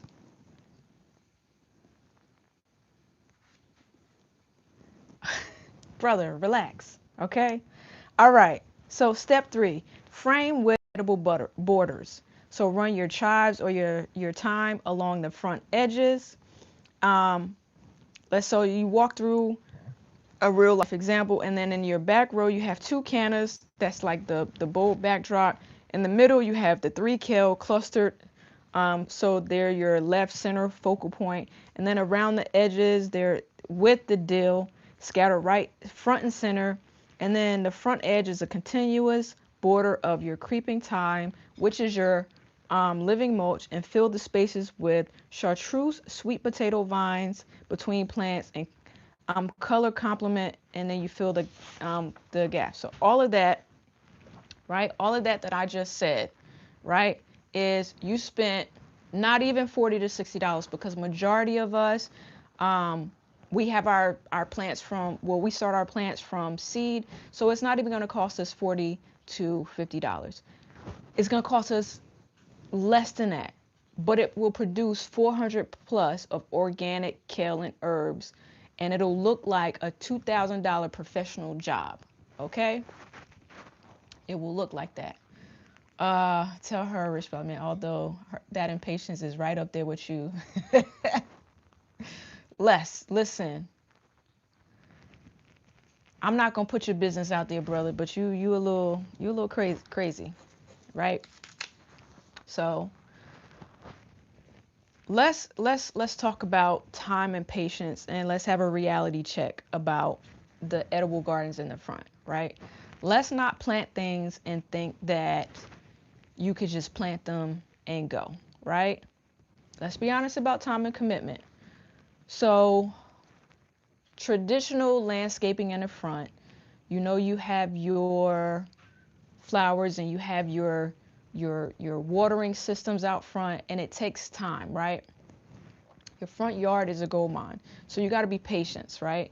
So with the flowers, you have to go in and deadhead them. With your herbs, you need to go in and harvest them.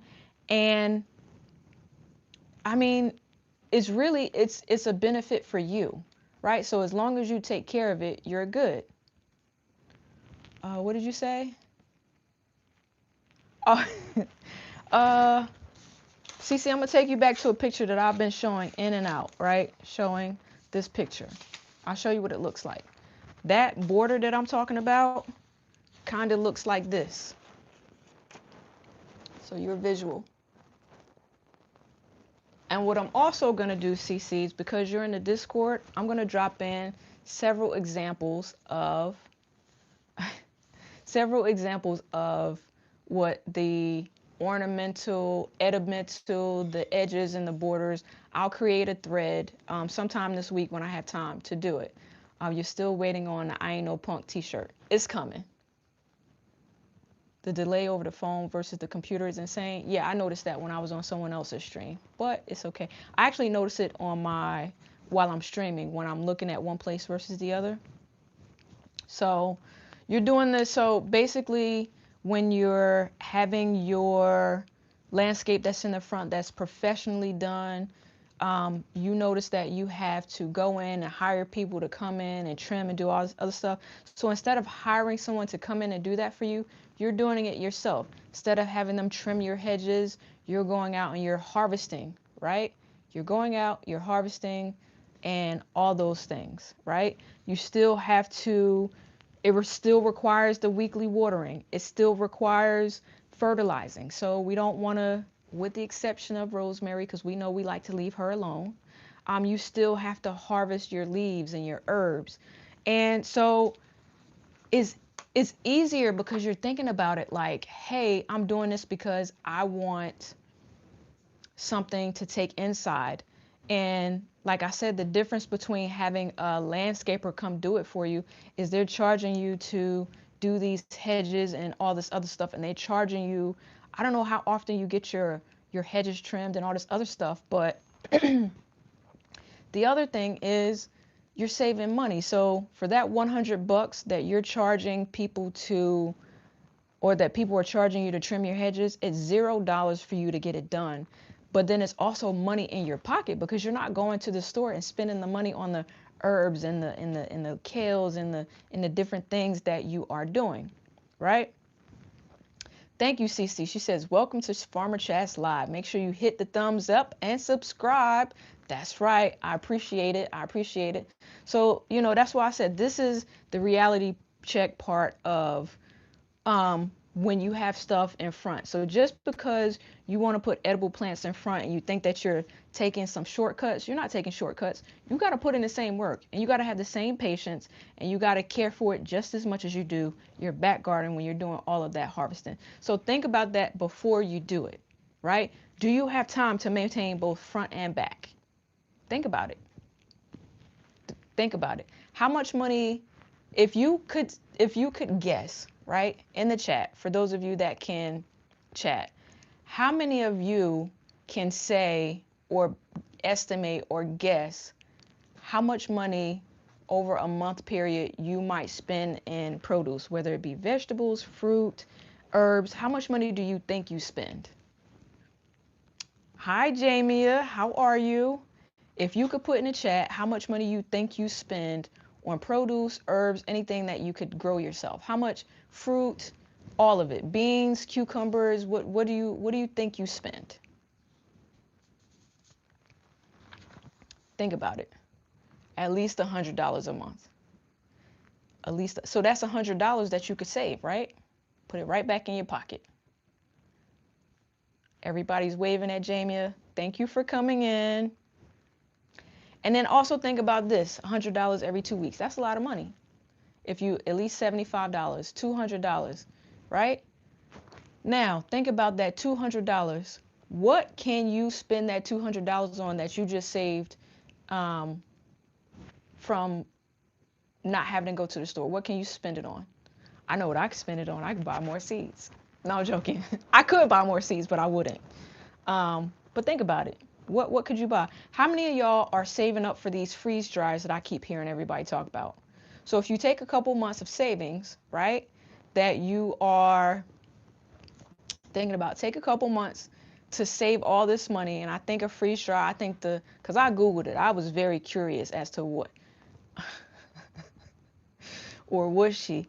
What, am I joking about buying more seeds? Probably not. I would buy some seeds, right? So what's a freeze dryer? That's just a way to preserve your food. Instead of drying it, you would put it in a freeze dryer and you can have it over years. So like, you ever tried those freeze dried snacks?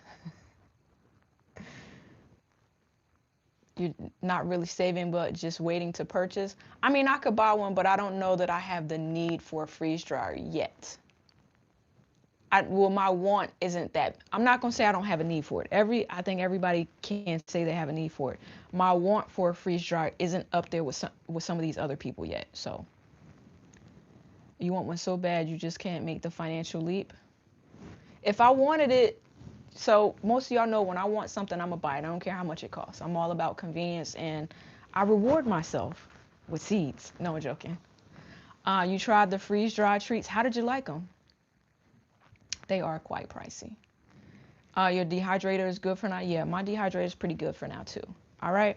So we talked about saving money because you are gonna grow your own stuff, harvest your own stuff, and we got it covered, right? Okay. So then you're using your time border and everything, that stuff that you can put in jars. And a lot of this stuff that you harvest, if you dry it out properly, your food preservation, you can have it for like things over and over and over and over again. You would like things to can like a pressure cooker. I don't really want one of those like canning things if that's what you're talking about. And I'm not ashamed to say it's because I'm scared. Like, what if that thing blow up on me? I can't really afford it. I got good insurance, but I don't want that kind of accident. They were good, but you don't really need a freeze dry. You still have the chicken Alfredo. I think I would have tried everything except for the chicken Alfredo. I don't trust it. You would love a freeze dry. Hopefully one day a product review. Hey, you got to put it out there in the atmosphere. You'll stick to water bath. Me too. Okay. So because we know that it takes a lot of time to take care of both front and back gardens, I'm going to say this: start out small. So the biggest mistake for beginners, and if you're not a beginner, kudos to you. Some of you are very experienced. Um, Kudos to you. But if you are starting small and you're going to try this for the very first time, let's start small. I would start small because it can get overwhelming to have to harvest and do all those things in two different places, right? So you give yourself a test try, and in your test try with one 4x4 foot bed or a corner of a bed or a corner of somewhere, let's start with some, I'm going to call it can't fail for beginners. Now, some people just unalive things. You can't help it. Some people just don't plant things very well. I think Miss T might have had somebody on her channel who said that she's never grown anything. Everything she's tried has died. It happens. But for the most part, there are certain plants that you can't kill them. Okay? So some can't fail beginner combos. For the sun, some kale plants. They're very hard to kill. They're very hardy. Marigolds. Make sure you remember you get the French marigolds, right? For pest control and color. And then the time border because you know they take foot traffic. Those are some can't fail combos that you can do, right? Can't fail combos. Um, Mint, right? Can we talk about water bath canning sometime? I'm interested in learning about it. Absolutely. I think I'm going to reach out to someone who does canning and have them join me on a live stream to do it one day.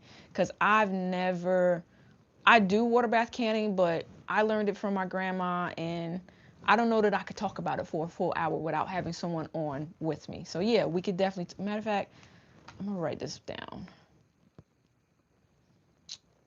Water bath. I'll talk about canning in general. And I may even do an episode where we talk about preserving our harvest. So that could be something. Thank you for that, Chanel. So let's talk about combo number two. Combo number two for shades. So hostas. So you don't really eat hostas. Hey, Keisha. Happy Saturday. Hostas, parsley, and chives.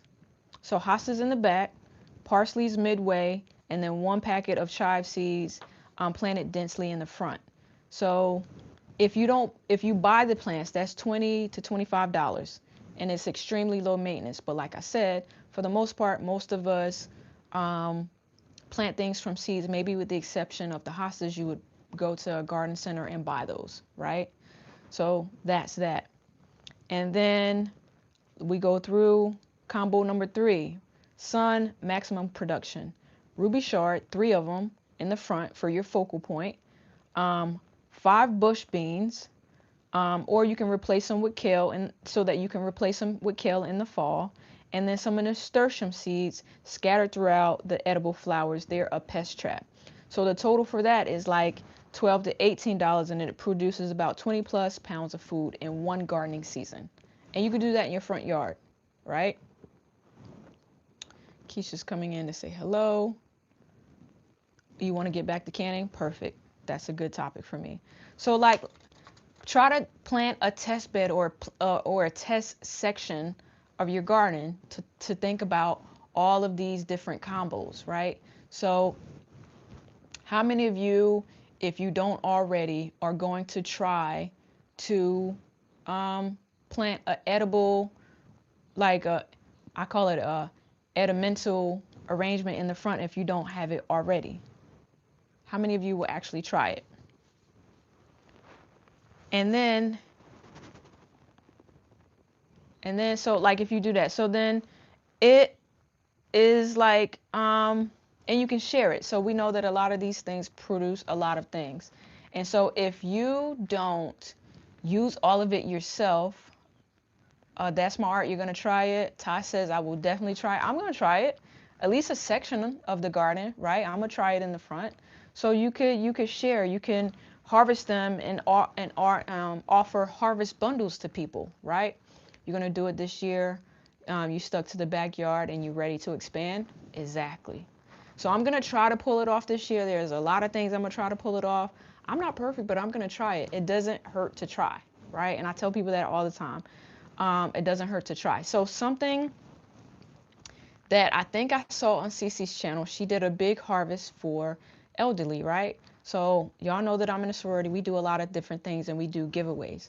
So what I'm thinking is, for a lot of these places that have elderly where they do cooking, I was thinking like, if I have enough herbs and I dry them out properly and put them in glasses and cans, when we go and we take them their seasonal foods and all this other stuff that we take them, they can also get fresh herbs, right? You have green stalks on your front porch. Nothing wrong with that. You make it look pretty, Unique. Do you make it look pretty? Green stalks on the front porch. I like that. You know what? I think we're at 48 likes. Can we get 2 more? If you haven't pressed the like button, press it. Let's get 2 more, right? Let's get 2 more. So yeah. So you make sure you do community gardens. Make sure you give it back to the community. If you have an elderly family member, or if you have I have a family member who's a chef. You will probably see him on the channel spring, summer. He reached out to me, and what we're going to do is we're going to do a, we're going to do some segments with him where he's going to grow his own stuff, especially the herbs and a lot of tomatoes and all this other stuff. And we're going to do a cooking segment where he uses what he grows and he's going to cook with it. So I have a cousin, he's a chef. We're going to do his garden, and we're going to take the stuff out of his garden, the things, and he's going to send me specific plants that he wants to grow in his cooking, and we're going to cook with it. And I think that's great because he could teach me some things. I mean, he's one of those fancy chefs that got all the little knives and the little aprons. Sometimes he wears his hat, sometimes he doesn't. But hey, why not? Garden, that's right, garden to table, garden to table. So here are what the next steps are, right? Your next steps are, make sure you have the seeds, map out your space, figure out which combo you want to use, right? Figure out what combo you want to use. That's awesome. How about uses in your garden and come up? How about he uses in his garden and come up with something? Yeah, I'm gonna ask him to come up with a meal, probably vegan, because he does not want any chickens and can't have chickens and all this other stuff. So here's a question. You guys can type this in. Yeah, I can cook too. I do. So I have a little bit of stuff. I was kind of busy last season. I do have a playlist in my channel where I take things from garden to harvest, garden to table, garden to harvest too. I don't show me cooking with it, but there is one video that I'm working on where we made some pasta sauce, so that'll be coming soon. But that's that. So walnut tacos, I'm gonna ask him about that. Ask him if he's ever done this. Walnut tacos. Stewed tofu. I don't like tofu. What are some other things that you would cook? All right, so tell me, you guys, what are your next steps? What do you think you're gonna do after this live stream? Are you gonna research vegetables? Any of y'all going out to buy any seeds? Like, what are y'all doing? What are you gonna do next? Right? What's gonna happen next? Okay, thank you. I got to the 50 likes. I got to the 50 likes. I appreciate it all. So, tell me what you're going to do next for your garden. So you're going to drop seeds. Any chickpea dishes, okay? All right, I'm going to call them today and ask them, Shantae, you going shopping for seeds? Is that what you think I'm going to do? I'm not today. I actually have to put up some seeds today and do my last seed haul for the season video today. You're seeing 52 likes? Yeah, it climbed a bit. You're still planning out your 9. I did not know you had 9 green stalks. Oh, you're buying today. What are you buying me, Shantae? Let's trade. Let's think of some things to trade. That reminds me, let me put this on my list. Send Miss Gail her Reaper seeds. Okay. All right. So, let me take the last end of this segment to talk about something. You are shopping for seeds. Okay. Just had seeds delivered because the rows are so icy. You started some aloe vera, daisy, and strawberry baskets in your room. You still haven't started. Rose, why are you waiting so long to start your hydroponics? So Sarah says, I'm going to map out your front yard for sure. You should set your hydroponics up today. Tomorrow, we're going to plan out a hydroponic system. We're going to harvest from a hydroponic system and do some things tomorrow. So I'm going to think of a very minimal topic tomorrow. And I have it in your head now. You know, that happens when people leave my live. They start thinking about things they should do, okay? So tomorrow's live stream, we'll be back 8 a.m. sharp. Y'all know I'm very, very punctual. 8 a.m. sharp. Y'all don't see me at 8 a.m. sharp. People start texting and be like, are you okay? And I appreciate that because everybody knows I run a tight ship over here. 8 a.m. sharp, we'll be back live. I'll be doing various things on the sun porch and getting ready. I have a very short topic. You're getting your first hydroponic system today? That's perfect. You wanted to make content, and perfectionism is killing me. Just make the content and toss it out there. That's what my brother would say. So in the channel this week, I had a vlog of me shopping. I gave I think my January update and some other things in the channel. Next week, we're going to have something special. If Gwen's in the chat, I think Gwen's episode drops next week. She got a fancy hydroponic system that we set up so you guys can view that. And then I have some other things dropping. But for those of you, I hope you're tuning in, especially the members, So tomorrow, after the live stream, we're going to drop the links for the Discord channel, right? And my rollout is simple. It's going to hit the members only first because I want to give you guys that perk. And I will do a very short video, and everyone else that's a subscriber and viewer can go into the Discord after the members only have had a chance to play in. Yes, already, CC. So just so you guys know, I had me and my moderators playing in the Discord this week. They did an amazing job posting topics, chatting with each other, and it was amazing, right? So the Discord does have rules. Right? Does have rules, just like my live stream has rules. And I know that we're all adults here, so we're going to be adults into the Discord, right? So, Rosie, you said you were excited. So like I said, members will get access to it first. Members get to go in, create threads. The moderators can kind of see how it's going to work, and we'll kind of chat about what's working and what's not working. So we're going to perfect it. So it has a slow rollout. It's going to hit the members first. And then maybe a week after, subscribers and other viewers can go into the Discord. CC, I'm running, and you're not finished with your coffee. I run a tight ship over here, J3. You got 5 minutes. So Does anybody, especially the members, have any questions about the Discord before we log off for the day? I got about 5 minutes left before we do it. CC, any of Demise, do you want to type anything about the Discord, how you like it? Tell everybody about it so I can read the comments about it. Brother, you too. It's okay, Angela, that means more food. What do you mean? You ordered another? Okay, Angela. How many hydroponic systems did that take you to? And Tamiko, while you're in here, because I saw your name again, I was looking while I was on here. Probably shouldn't have did that. Can you drop the other mailing address so that I can send these 2 packets that came back to me out to you to that address? Because that one didn't come back. Did you get the did you get the seeds, Tamiko? Discord is free. That was a great question. It is free. That's my art. You just need to go.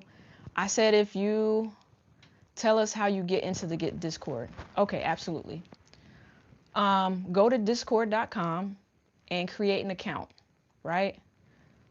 Show your success and failures. People really can relate. Exactly. Everyone has failed at some point. It's how we learn. Good luck. Perfect. So I'll tell you about the Discord. It's not a challenge.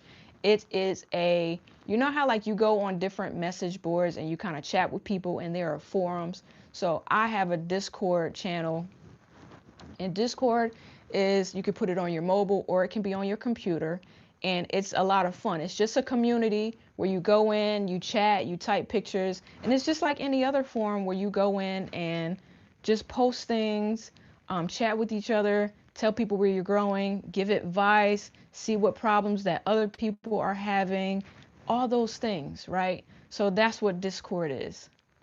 Oh, thank you, Shantae. I guess you said you want to get it first. I get it. I get it. Thank you, Shantae, for the membership.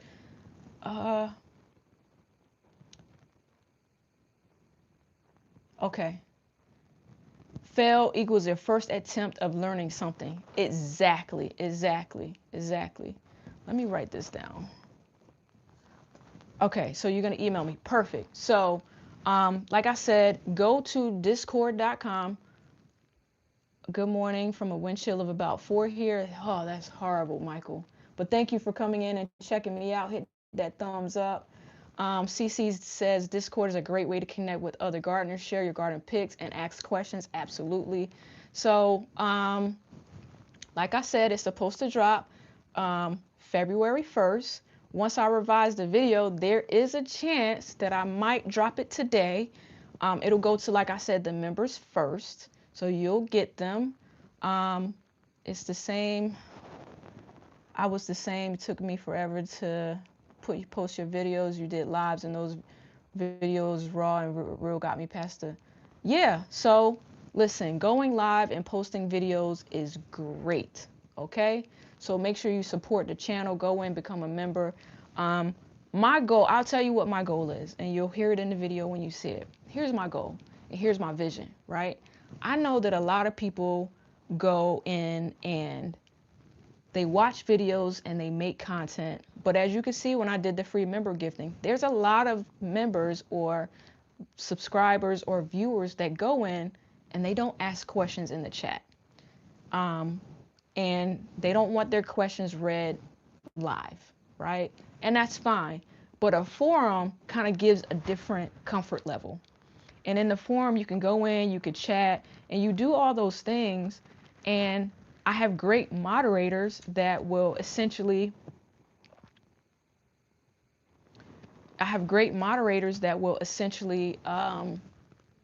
help me police and weed out the bad people, because we do have people that love to come in and say things that they shouldn't. But we are hoping that we can keep it all together, right?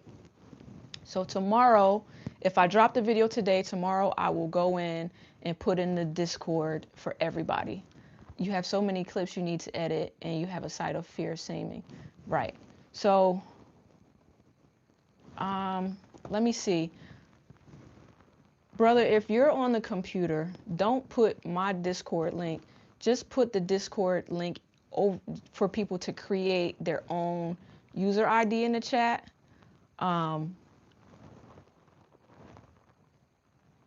And for those of you that are members, there's a chance that once we get into the Discord, if I see anybody is having trouble, I have a members only live stream so that I can kind of do a Q&A for you guys. It'll be shorter, but we'll do a Q&A live stream too.